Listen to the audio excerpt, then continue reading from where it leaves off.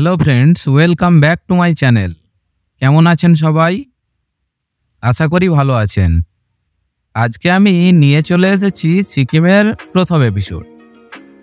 আর এর আগের ভিডিওতে আমি গ্যাংটকের প্রাণকেন্দ্র এমজি মার্গের অপরূপ সৌন্দর্য তুলে ধরেছি। যারা আগের ভিডিওটি দেখেননি তারা অবশ্যই আই বাটনে ক্লিক করে ভিডিওটি দেখে নিন। তাছাড়া ডেসক্রিপশন বক্সেও লিংক পেয়ে যাবেন। আজকের ভিডিওতে আমরা চলে এসেছি ইন্ডিয়া চায়না বর্ডার অর্থাৎ নাথুলা পাস দেখতে। এই নাথুলা পাসে কিভাবে যাবেন, কত খরচ, পারমিট কিভাবে পাবেন, কোন কোন দিন বন্ধ থাকে এবং কোন সময় এখানে যাওয়া বেস্ট, সমস্ত তথ্য বিস্তারিত পাওয়ার জন্য সম্পূর্ণ ভিডিওটা দেখতে থাকুন।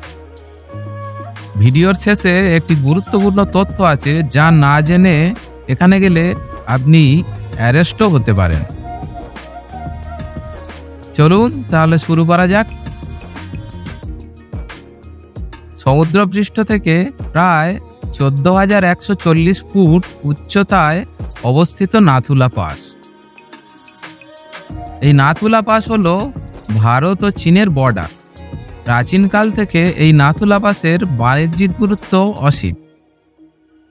সিকিম হলো প্রাকৃতিক সৌন্দর্যের ভাণ্ডার, আর নাথুলা পাসের সৌন্দর্য তো কথায় প্রকাশ করা যাবে না। বরফের পাহাড়ে ঘেরা এক নৈসর্গিক জায়গা।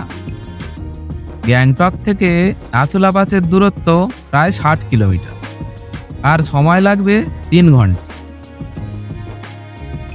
আর এই 3 ঘন্টার জার্নিটা পাহাড়ি রাস্তা এবং মেঘের ভেতর থেকে উঁকি দেওয়া বরফে মোড়া পাহাড় দেখতে দেখতে কখন যে কেটে যাবে আপনি কল্পনাও করতে পারবেন।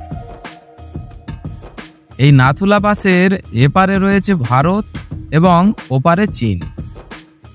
এখানেই রয়েছে দুই দেশের বাণিজ্য কেন্দ্র। বর্তমানে এইগুলি বন্ধ, কিন্তু আগে এই পথ দিয়ে ভারত ও চীনের মধ্যে পণ্য সরবরাহের কাজ চলত। এই বাণিজ্য কেন্দ্রগুলি দেখার জন্য অনেকটা সিঁড়ি ভেঙে ওপরে উঠতে হয়।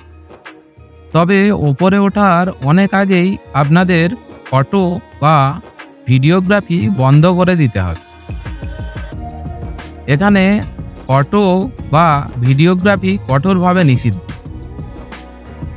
এই আদেশ না মানলে এখানে থাকা ইন্ডিয়ান আর্মির সেনাদের হাতে গ্রেপ্তার অথবা আপনার ক্যামেরা বা মোবাইলটি বাজেয়াপ্তও হতে পারে। এবারে বলি নাথুলা যাওয়ার বেস্ট সময় কোনটা। নাথুলা যাওয়ার বেস্ট সময় হলো এপ্রিল থেকে জুনের মাঝামাঝি এবং অক্টোবর থেকে নভেম্বর মাস। এই সময় এখানকার ওয়েদার খুব ভালো থাকে। অন্য সময় পুরো বরফে ঢেকে থাকার কারণে নাথুলা পাসে ঘোরা খুব দুর্লভ হয়ে ওঠে। এবারে বলি কি কি বার বন্ধ থাকে। প্রতি সোম ও মঙ্গলবার টুরিস্টদের জন্য সম্পূর্ণ বন্ধ থাকে এই নাথুলা পাস। আর এখানে যাওয়ার জন্য পারমিটের প্রয়োজন পড়ে, যা আপনাকে এখানকার কোনো ট্যুর অপারেটর বা গাড়ির ড্রাইভারের সঙ্গে কথা বলে করে নিতে হবে। এবারে বলি গ্যাংটক থেকে নাথুলা পাসের খরচ কত পড়বে। গ্যাংটক থেকে টাটা সুমো বা বোলেরো গাড়ির ভাড়া পড়ে 5 থেকে 5,500 টাকা, সবই পারমিট সহ। গাড়ি বুক করার সময় পারমিটের ব্যাপারটা অবশ্যই কথা বলে নেবেন। আর নিজের সঙ্গে পাসপোর্ট বা ভোটার কার্ড, আর যদি সঙ্গে বাচ্চা থাকে তাহলে তার জন্ম সার্টিফিকেট এবং সবাইয়ের ছবি ক্যারি করবেন। এখানে আধার কার্ড চলবে না। আধার কার্ড নিয়ে এলে আপনার পারমিট পেতে অসুবিধে হতে।